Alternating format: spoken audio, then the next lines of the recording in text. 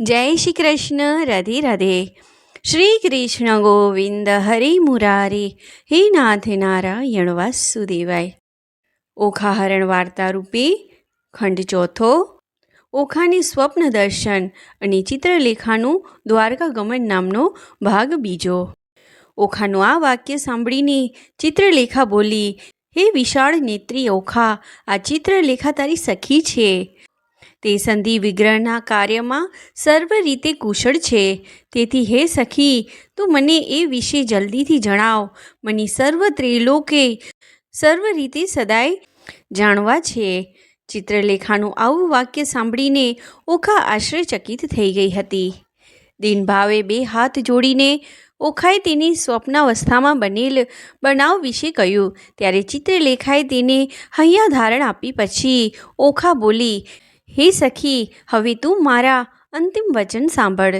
તું આજે મારા પ્રિય ભરથાર કે જે કમળનયન છે, મદમસ્ત હાથી જેવી ચાલવાળા છે, તેને જો તું અહીં નહીં લાવે તો હું મારા પ્રાણનો ત્યાગ કરીશ. ત્યારે ચિત્રલેખા બોલી, તું જે કહે છે એ વાત અમારાથી જાણી શકાય તેમ નથી. એ ચોરને કુળ, વર્ણ, શીલ કે સ્વભાવથી કે રૂપથી કે દેશથી મેં કંઈ જાણ્યો નથી. પરંતુ હે સખી, મારાથી જે કંઈ બુદ્ધિયુક્ત રીતે થઈ શકે તેમ છે, અને મને જે કંઈ સૂઝ્યું છે તે વિશે તે અંગે તું મારું વાક્ય સાંભળ, કે જેથી તું તારી ઈચ્છા પ્રમાણે તે વ્યક્તિને પ્રાપ્ત કરી શકે. હે સખી, દેવો, દાનવો, યક્ષો, ગાંધર્વો, સર્પો, ઉરંગો અને રાક્ષસો જેવો પ્રભાવથી, રૂપથી અને કુળથી ઉત્તમ ગણાય છે. તેમના પ્રભાવ પ્રમાણે સર્વ પુરુષોને હું તારી સામે ચિત્રી બતાવીશ. વળી આ મનુષ્ય લોકમાં જેવો શ્રેષ્ઠ હોય જગ વિખ્યાત છે, તેના પરથી તે ચિત્રપટમાં રહેલા તારા પતિને ઓળખીને તું એને સ્વીકારજે. ચિત્રલેખાએ સ્વાહિત કરવાની ઈચ્છાથી આ પ્રમાણે કહ્યું. ત્યારે ભલે એમ કર, ઓખાએ તેને એમ કહ્યું. ત્યારે ચિત્રલેખાએ 7 જ દિવસમાં તે સર્વ પુરુષોની ચિત્રરૂપે ચિત્રીને બતાવ્યા હતા. અને ઓખાને કહ્યું, આ દેવોમાં જે મુખ્ય છે અને દેવવંશમાં જન્મેલા છે, કિન્નરો, સર્પો, રાક્ષસો તથા ગંધર્વો, અસુરો અને દૈત્યોમાં 54 જે મુખ્ય છે, અને બીજા જે ભોગી નાગો કહેવાય છે, તે સર્વને મેં આ ચિત્રપટમાં ચિતર્યા છે. તેમને તું ધ્યાનથી જો. હે સખી, આ બધામાં જે પુરુષ તારા પતિ જેવો રૂપાળો હશે તેને પણ મેં ચિતરેલા છે, માટે ધ્યાનથી જો. પછી મંદ મંદ દેખાતી ખોળાએ સર્વ દેવો, દાનવો, ગંધર્વો, વિદ્યાધરોના સમૂહોને જોયા. પછી કૃષ્ણ અને અનિરુદ્ધને જોઈને તેના નેત્રો વિસ્મયથી આનંદિત થયા હતા. પછી તેણે ચિત્રલેખાને કહ્યું, હે સખી, આ એ જ ચોર છે કે જેણે હું હવેલીમાં સૂતી હતી ત્યારે પ્રથમ સપનામાં મને ભોગવીને દૂષિત કરી. તેનું રૂપ હું ઓળખી ચૂકી છું. હે સખી, આના વિશે તું મને વિગતવાર જણાવ. તેનું કુળ, શીલ, સગા સંબંધીઓ કોણ છે? હે ભામિની, આનું નામ શું છે? એ બધી વિગતો જાણ્યા પછી જ હું એ વિશે નિર્ણય કરીશ.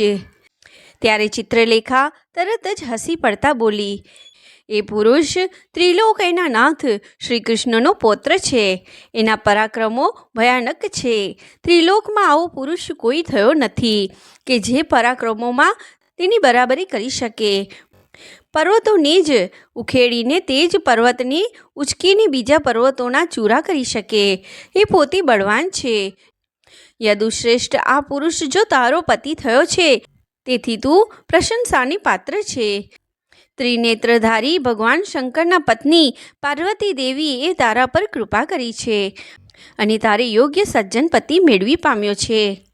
ત્યાર પછી તરત જ ઓખા આનંદ વિભોરથી બોલી ઉઠી, હે પ્રિય સખી, આ કામને માટે તું જ લાયક છે. હે સખી, મને અન્ય કોઈ ગતિ કે આધાર નથી, માટે ગતિ રહિત એવી મને તું જ શાંતિ રૂપા થા. તું અંતરિક્ષમાં ફરી શકે તેવી યોગિની અને ઈચ્છિત રૂપ ધારણ કરનારી છે. માટે તું મારા પ્રિયતમને જલ્દીથી અહીં લઈ આવ. હે ડરપોક, તું એના ઉપાયનો વિચાર કર. હે પ્રિય સખી, ખૂબ જ તર્ક અને વિચાર કર્યા પછી જ તું જે ઉપાય વડે કાર્ય સિદ્ધ કરે તે ઉપાય કરીને. હે સખી, મને અન્ય કોઈ ગતિ કે આધાર નથી, માટે ગતિ રહિત એવી મને તું જ ગતિરૂપ થા. તું અંતરિક્ષમાં ફરી શકે તેવી યોગીની અને ઈચ્છિત રૂપ ધારણ કરનારી છે. માટે તું મારા પ્રિયતમને જલ્દીથી અહીં લઈ આવ. હે ડરપોક, તું એના ઉપાયનો વિચાર કર. હે પ્રિય સખી, ખૂબ જ તર્ક અને વિચાર કર્યા પછી જ તું જે ઉપાય વડે કાર્ય સિદ્ધ કરે તે ઉપાય કરીને. હે સખી, તું સફળ થઈને પાછી ફરજે. જે મિત્ર આફતમાં મદદરૂપ થાય છે તેને જ સાચો મિત્ર કહેવાય છે. હે સખી, હું કામાગ્નિથી પીડાઉં છું, તો તું મારા પ્રમાણને ધારણ કર. ને તું મારા પ્રિય પાત્રને નહીં લાવે તો હે સખી, હું તરત જ મારા પ્રાણનો ત્યાગ કરીશ. ત્યારે ચિત્રલેખા હૈયા ધારણ આપતા બોલી, હે કલ્યાણી, તું મારું વચન સાંભળ. હે દેવી, જેમ બાણાસુરની આ નગરીનું સર્વ રીતે રક્ષણ થાય છે તે જ રીતે હે બિક્કણ, દ્વારકા નગરીનું પણ રક્ષણ થાય છે. તેથી એ દ્વારકા દેવોથી પણ પરાજિત થવી મુશ્કેલ છે, કારણ કે તે લોખંડના તારોથી સુરક્ષિત છે. દરવાજા ગુપ્ત છે. દ્વારકામાં વસતા યાદકુમારો તેનું ચોપાસથી રક્ષણ કરી રહ્યા છે. સમુદ્રમાં જળમય ખાઈ રહેલી છે. વિશ્વકર્માએ દ્વારકાની રચના કરી છે. શ્રી કૃષ્ણની આજ્ઞાથી બળવાન પુરુષો તેનું રક્ષણ કરે છે. નગરીનો પર્વતમય કિલ્લો અને તેની આજુબાજુ ખાઈ છે. દુર્ગમ માર્ગે એમાં જઈ શકાય છે. તે ઉપરાંત ચારે બાજુ 7 કિલ્લા છે. તેને ધાતુઓથી સુશોભિત પર્વતો વડે નિર્માણ કરાયા છે. અજાણ્યા કોઈ પણ તેમાં પ્રવેશી શકતા નથી. માટે તું તારું, મારું અને તારા પિતાનું રક્ષણ કર. ત્યારે ઓખા જીદ ભર્યા અવાજે બોલી, હે સખી, યોગ પ્રભાવથી તારો દ્વારિકામાં પ્રવેશ શક્ય છે, તો પછી મને અતિશય વિલાપ કરવાથી તને શો ફાયદો? હું તને આમ કહું છું તેનું કારણ સાંભળ. અનિરુદ્ધનું મુખ પૂર્ણ ચંદ્રમા જેવું પ્રભાવવાળું છે. તેને જો હું નહીં જોઉં તો છેવટે યમલોકમાં જઈશ. હે ભામિની, કોઈ પણ દૂતને મેળવીને કાર્યો સિદ્ધ કરી શકાય છે. માટે જો તું મને જીવિત જોવાની ઈચ્છતી હો તો તું જલ્દી અહીંથી દ્વારકા ઉપડ અને દૂતપણું કર. મારા પ્રેમ ભર્યા વચનો જો તું સમજતી હોય તો મારા અનિરુદ્ધને અહીં વીજળી વેગે લઈ આવ. જે કામ આવેશવાળી કામિનીઓ કામથી પીડાયેલી હોય અને કામ મદથી વિહવળ બની હોય, તેમના જીવનનો સદેહ હોય છે. તેઓ સ્વકુળ નાશને પણ જોતી નથી. દરેક કાર્ય માટે પ્રયત્ન કરવો ઘટે. હે વિશાળ નેત્રી, તું દ્વારિકામાં પ્રવેશવાની સમર્થ છે. વળી મેં સારી રીતે તારી સ્તુતિ પણ કરી છે. તો હે ભીરો, તું મારા પ્રિયતમનું દર્શન કર. મને જલ્દીથી તેની સાથે મધુર મિલાપ કરાવી આપ. ત્યારે ચિત્રલેખા શાંતિથી બોલી, હે સખી, તે મને અમૃત તુલ્ય વચનો કહીને સારી રીતે સ્તુતિ કરી છે. મધુર અને પ્રિય વાણીથી મને પ્રેરણા કરી છે. હવે હું શીઘ્ર દ્વારિકા ભણી પ્રયાણ કરું છું. એ નગરમાં પ્રવેશ કરીને યાદવ કુળમાં ઉત્પન્ન થયેલ તારા પ્રિયતમ અનિરુદ્ધને અહીં લાવું છું.